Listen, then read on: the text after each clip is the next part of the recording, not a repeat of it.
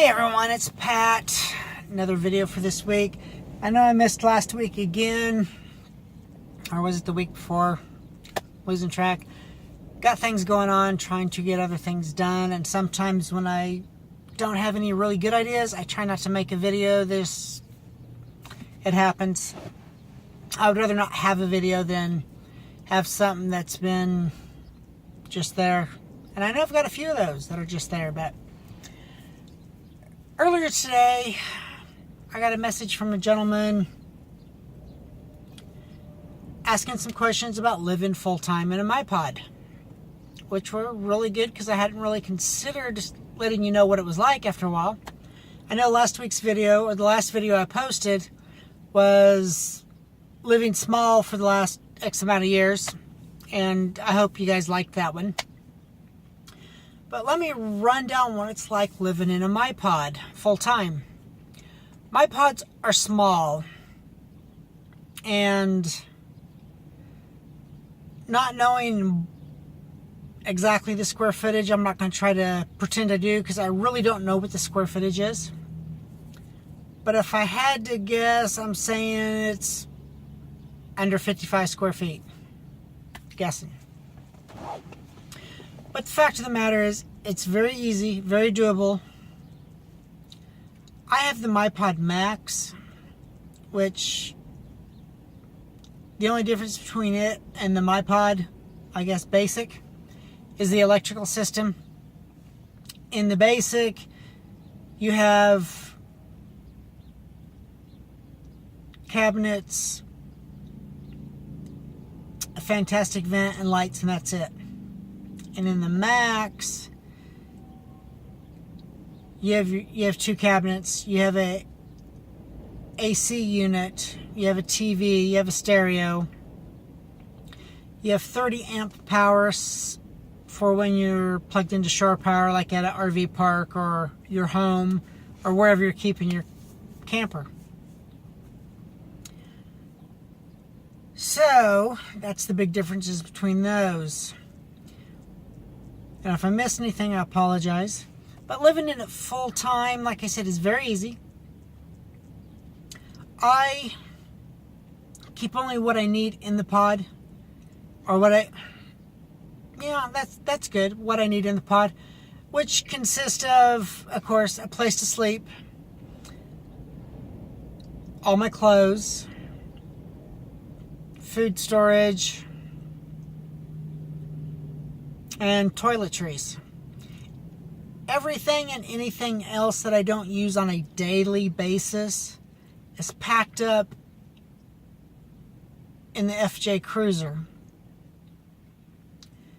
And that works out really well. I'm single, so the pod, the way I have it set up, is set up for a single person, where the mattress is on one side only, and then everything else is along the other wall. Go back and look at some of my older videos when I was doing tours of it and stuff, and you'll notice how I've got it set up. I would do that today, but as you can tell, I'm in the FJ Cruiser. I'm actually sitting at a rest stop, and it is like extremely windy outside, and you probably wouldn't hear a thing, so that's why I'm not doing that today. But it is extremely easy. The only problems I really have with the pod isn't necessarily the limited space, but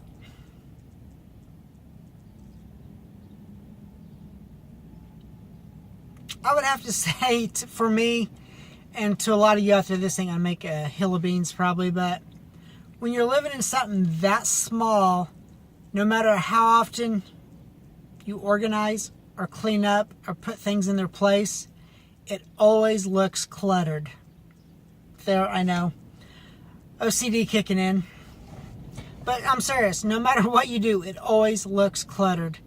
And the only way around that, I would assume, is that, like for me, on the one wall that I use for storage, I have 3 cubbies that I use for pots and pans, Well, in my case, it's more paper plates, silverware, utensils, stuff like that. The container next to it is a little bit more of that. And then that one and the one next to it is food storage, dry food storage. Cans, chips, cereals, anything that don't need to be in cold storage. And then next to that is the Dometic refrigerator, which keeps, of course, everything else. And let me tell you, the Dometic refrigerator, I really, really like. I've got a CF25, which is kind of pricey, but it's big enough to hold everything I use. I'm vegetarian, so I don't have to worry about storing really, really big, bulky items like meat or chicken or anything like that. So it does really well for what I need it for, and it cools down real well. A few months back, I did have to send it in because something happened to it. I've had it for probably 2 years now, and last fall I started having problems with it, and it was just kind of crazy because I kept getting an error light that I couldn't find in the book, couldn't find online, but I did finally actually track it down when I called Dometic, and it was kind of an overload light. Long story short, something happened to the motherboard in there, and it wasn't regulating the power like it should have anymore. But thankfully, I was on the tail end of my warranty with it, and Dometic still covered it for me, which I was very grateful for. So, Dometic, their products are expensive, but they do make a good product. And just a little trivia on that, I just recently read that the people that make the Fantastic Vent fan, I believe, sold all their rights to that to Dometic. It was either Dometic or Atwood, which both make refrigerators and stuff like that. So now they will be probably rebranding the Fantastic Vent with their name soon. So if you wonder where it goes in the future, I think that's where it's going. But getting back to living in the pod, sidetracked, sorry. It is very easy. If you're a homebody, when you were living in a house or an apartment or anywhere, and like to hang out at home, I suppose that could present a problem with the fact that you can't stand up, you're always sitting down. Even with the mattresses doubled up on the side like I have them, I can still sit up fully without banging my head into the ceiling. But I'm only 5'5".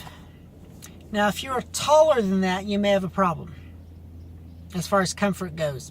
But that's going to be a different fix for you guys, and you'll figure it out. But if you, like I said, if you're a homebody and you like to live at home a lot, the pod might not be a good fit. I live full-time in it, and right now I'm stationary. And with the company I work with, they've allowed me to do some stuff that a lot of other companies probably wouldn't. So that's why, for instance, in some of my videos, you see me in a garage or a warehouse or whatever. That's the company I work for. And I usually hide in there when it's like extremely cold outside, because I'm in Kansas and their winters get really nasty here. But that's almost over. So, but living in, it's not that big of a deal. I don't tend to spend a lot of time inside the camper. So even when I'm on the road and traveling, when I pull over and go somewhere, I usually park the vehicle and I'm out and about doing stuff. And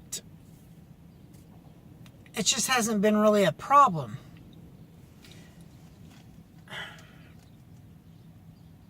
Well, I guess I've covered it. I'm just trying to make sure that the funky things that some people may be afraid of or not afraid of get covered. Like I said, I've got a little storage bin in there for clothes, because not all my clothes will fit into the storage that's built into the MyPod. I've got 3 cubbies for food. I've got a little shelf that one of the cubbies sits on, and underneath that I've got about a 7 or 8 inch space for storage. I use that for my laptop and a small duffel bag or a courier style bag that fits in there, and that's really handy because then I can slide those 2 items in there because I use them quite a bit. I don't have to worry about packing them in and out. Some are really hard and far away, so I can't get to them. Oh, one unique thing about the MyPod I should probably mention: when the mattresses are in there, they're flat on the floor, regardless if you got it laid out like I believe it's almost the queen size, or if you got them piled up on one side like I do. Because of the wheel well is partially inside the pod, mattresses don't actually go to the walls. So with the mattresses in place, you have basically storage on each side of the mattress that is maybe a foot and a half long. That's a rough ballpark. By maybe 5 or 6 inches wide or deep. And of course, then it's just the height of whatever your mattress is on how you have it set up. And at the foot of what I consider the foot of my bed is underneath where the TV and the cubbies are. Where my mattresses are, I store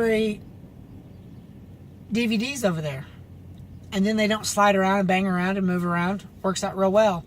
And at the top, where you would lay or sit, I keep my remote controls and stuff like that in that little area. So I always know where it's at, which is kind of interesting that it works out that way.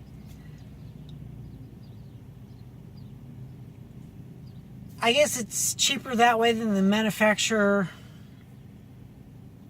or Pleasant Valley, which manufactures them, to not spend a whole lot of time and effort in having custom mattresses made just for that specific product. That makes it a little more versatile if you can just replace your mattresses easily. And I find that just an interesting or an odd quirk that the little cubby holes there work for storage. But I do like it. I enjoy it. I don't have any problems with it. A long time ago, about 2010 roughly, I bought a 2008 Silver Shadow that was made by Little Guy Worldwide. And I really, really liked it. I had some problems with it, but I really, really liked it. And I said, I could do full-time in that. I could do full-time in that. And then eventually I sold my house, but by the time I sold my house, I'd got rid of the camper and bought a Class B motorhome. Me overthinking life in general, I do that sometimes. It was just, I'll need the extra storage, which was a good move because I had a pet traveling with me, and it just worked out better for him to have the extra space. Because he was kind of a large dog, about 85 pounds. And it just worked out better in the long run. But like I said, I hope that fills in some of the missing gaps that people might have. If you buy a pod, you can live in it full time. There's just some quirks that you have to figure out that work for you. I rotate my clothes. That's probably something interesting. The little storage unit you see in my videos that sits next to the refrigerator, is three shelves. And I take those and right now I've got my jeans on the bottom, t-shirts in the middle, then socks and underwear and stuff like that on top. But in the summertime, my t-shirts go in there. But in the wintertime, I take my t-shirts out and put them in the cubby and take my long sleeve shirts and sweatshirts out of the cubby area and put them in there. And I just kind of rotate. It just makes it easier than trying to dig through a lot of shirts or clothing. I personally don't think I have that many clothing items. Some people will have less, some people will have more, but I don't think I have that many. And like I said, as far as dress clothes and stuff like that, I've got them in a container in the FJ Cruiser, which is, I don't wear them a whole lot because of the industry, the work industry I'm in currently. When I worked retail, I wore dress clothes all the time. But right now I don't have to. But I'm gonna cut this off as we're at, because we're getting quite long. So I would like to thank everybody for watching my videos. I really, really appreciate it. Thank you for sharing my videos. And please subscribe. And until next time, be safe out there. Bye-bye.